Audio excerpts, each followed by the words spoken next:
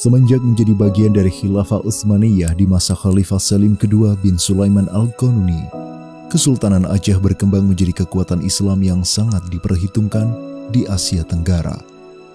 Ditakuti lawan dan disegani kawan, negara-negara di Eropa di abad ke-16 dan ke-17 seperti Inggris, Prancis, Spanyol, dan Denmark tidak berani berbuat macam-macam di Nanggro. Adapun Portugis yang masih menguasai Malaka selalu dibuat cemas dengan keadaannya yang terkepung oleh dominasi Aceh di Sumatera dan Semenanjung Melayu. Bersinarnya dominasi militer Kesultanan Aceh di kawasan tidak bisa dilepaskan dari pendidikan jihad dan teknologi pendukungnya yang diberikan Khilafah Utsmaniyah kepada rakyat Aceh. Di Banda Aceh ada namanya Kampung Bitai. Bitai itu dulu kepada orang asing disebut Beta, kemudian merubah Bitai namanya. Di situ ada namanya ada disebut Baitul Maqdis, ada disebut Baital Maqdis. Itu nama institusi lembaga akmilnya, Akademi Militer di Banda Aceh. Mana kan ada itu sebuah negara, tapi yang luar biasanya instrukturnya 100 orang saya lihat dalam catatan itu dari Turki. Pendidikan agama dan militer yang diberikan Khilafah Utsmani di Kampung Bitai terbuka untuk kaum muslim dan muslimah. Tunas-tunas unggul digembleng oleh tenaga-tenaga yang unggul yang dikirim dari negara terunggul pimpinan sang khalifah. Tidak mengherankan jika kemudian dari Akademi Militer Baitul Maqdis di Kampung Bitai muncul pahlawan mujahidah yang harum namanya, Laksamana Malahayati, muslimah tangguh yang menjadi ajudan Sultan Aceh. Malahayati itu menjadi panglima pasukan laut itu, ada yang tulis 2.000, ada 3.000, ada 1.000, tapi semuanya perempuan.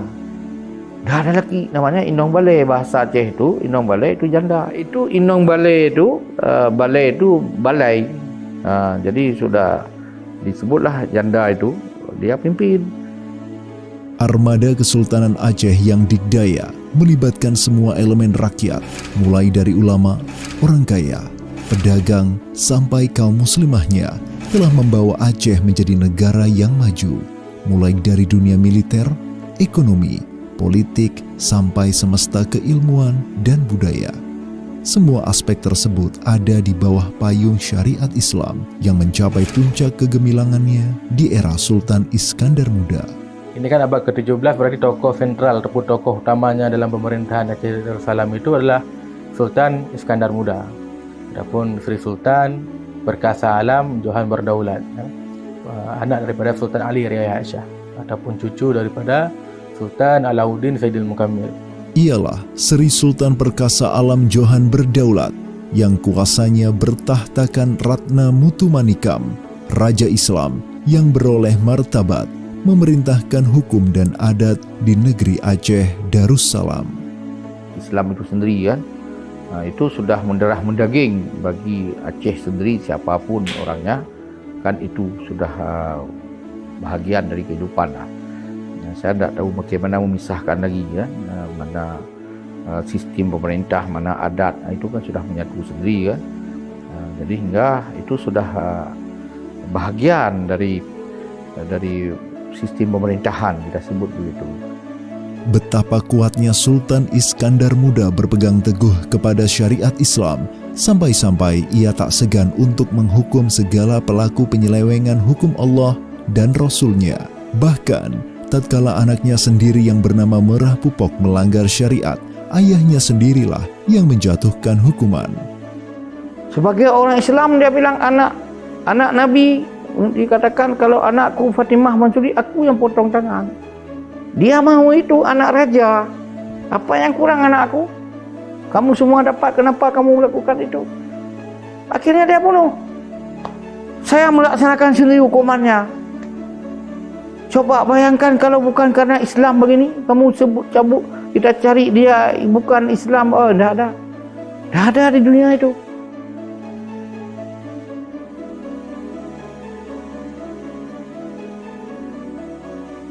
Bentangan waktu di abad ke-16 dan ke-17 menjadi saksi revolusi Islam yang diterapkan oleh para penguasa Nusantara.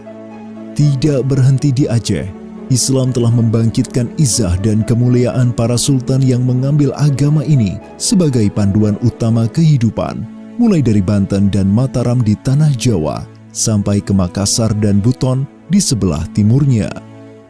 Dan tentu, semua itu diberi legitimasinya oleh Khilafah Utsmaniyah, Amirul Mukminin Muslim sedunia yang bersinggasana di Istanbul. Para pemimpin yang ada di Pulau Jawa, baik itu yang ada di Mataram ataupun yang ada di Banten Darussalam, itu legitimasinya sebagai seorang pemimpin Muslim yang ada di Jawa Dwipa ini, itu pengakuannya dan juga terkait dengan kedaulatan kekuasaannya itu diakui oleh pemerintahan pusat yang ada di Asimah Daulah yang ada di Istanbul melalui gubernurnya yang ada di kota Mekah. Makkah Al-Mukarramah, tanah haram yang disucikan Allah Subhanahu wa Ta'ala dan Rasulullah Shallallahu Alaihi Wasallam, tempat yang mengikat hati umat Islam dari seluruh dunia. Sampai di masa Khilafah Utsmaniyah, kepengaturan urusan publik di Makkah dan Madinah diserahkan kepada para syarif keturunan Nabi Shallallahu Alaihi Wasallam. Oleh para syarif tersebut, kota Makkah tidak hanya dijadikan magnet bagi kaum muslim untuk menunaikan ibadah haji semata, namun juga ladang untuk meraih ilmu, bahkan sampai masalah legitimasi daulat. Sejarah mencatat Banten sebagai kesultanan pertama di Pulau Jawa yang mengajukan ketaatan dan baiat kepada otoritas pusat dunia Islam, yaitu Khilafah Utsmaniyah via Makkah. Nah, tahun 1636, Sultan Banten yang keempat, yaitu Sultan Abul Mafakhir Mahmud Abdul Qadir, itu mengirim 3 orang penting Banten sebagai utusan ke Mekah, ya, di mana salah satu dari 3 utusan ini merupakan Imam Kesultanan Banten yang tinggal di Tangerang, yaitu Imam Arya Wangsakara.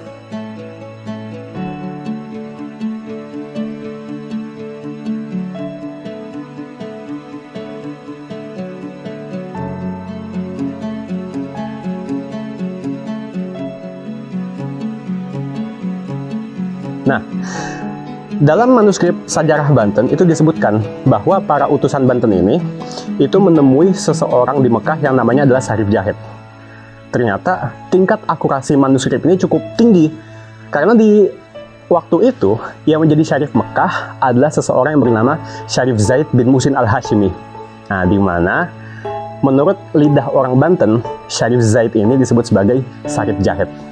Termaktub dalam bahasa Jawa pesisir kulon beraksara Arab Pegon, manuskrip sejarah Banten mencatat perkataan Syarif Zaid bin Muhsin Al-Hashimi selaku gubernur Utsmaniyah di Hijaz kepada utusan dari Sultan Banten, Sultan Abul Mafakhir Mahmud Abdul Qadir. Lan namane sanak ingwang, Sultan Abu Mafakhir iko, Mahmud Zulkadir iko, lan Ratu Mataram iki, isun jenengaken iko, lan Ratu Makassar mangko, iku arani Sultan Haji. Negara titigo iki, negara tansun dadekaken satunggal, yen ono pitnah tembe, wong kafir kang anggru rusak, atawa podo Islam, negara tetelu iku, dadi wicara satunggul, tulung tinulung syami, den mupakat ojo siwah. Tipune podo kuwate, salakuning kang negara anglakonono harjo, podo anjurung junurung, mangkono sajeroning surat.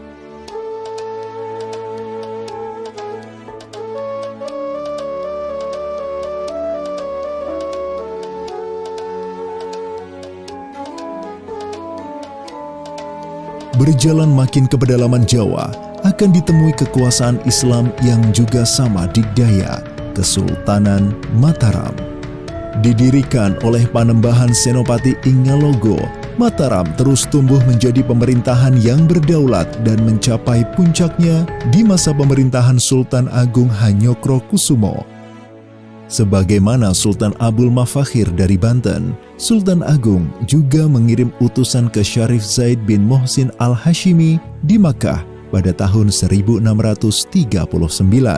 Melalui Syarif Zaid, Sultan Agung berharap agar kekuasaannya di Pulau Jawa juga disahkan oleh otoritas tertinggi umat Islam sedunia kala itu, Sultan Murad keempat dari Khilafah Utsmaniyah.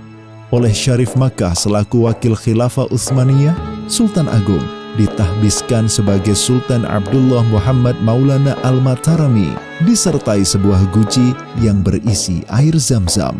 Sampai hari ini, guci tersebut masih ada di Astana Imogiri yang kemudian diberi nama Enceh Kiai Mendung. Ketaatan politik yang dilakukan penguasa Aceh, Banten, dan Mataram juga diikuti oleh penguasa Goa di Makassar. Menuntungi Daeng Matola, penguasa Makassar ke-15 beserta pembicara Buta atau Mangkubuminya, Karaeng Pating Ngaloang dari Talo turut mengirim utusan ke Makkah hingga penguasa Makassar tersebut mendapat gelar Sultan Muhammad Said. Sedikit ke arah timur dari Makassar, Buton juga memiliki emosi keterikatan ke pusat dunia Islam dengan Khilafah Utsmaniyah sebagai daya tariknya. Di kesultanan yang berjuluk Negeri Khalifatul Khamis ini, muncul sejarah lisan yang menyebut Sultan Rum atau Sultan Utsmani hendak datang ke Wolio, nama lain dari Buton, untuk mendiskusikan permasalahan dunia bersama sultan-sultan lain dari Ternate dan Solor. Tren di kalangan Sultan Nusantara untuk terikat dengan khilafah itu sangat marak. Ya. Banyak dari mereka yang menisbatkan relasinya, hubungannya dengan Sultan Rum. Siapa itu maksudnya? Khalifah Utsmaniyah. Karena salah satu gelar daripada para Khalifah Utsmani itu adalah Sultan Rum. Nah, selain itu, relasi dengan khilafah Abbasiyah di kalangan para Sultan Nusantara juga marak. Dari segi apa? Dari segi penggunaan gelar-gelar dalam cap-cap atau stempel-stempel mereka.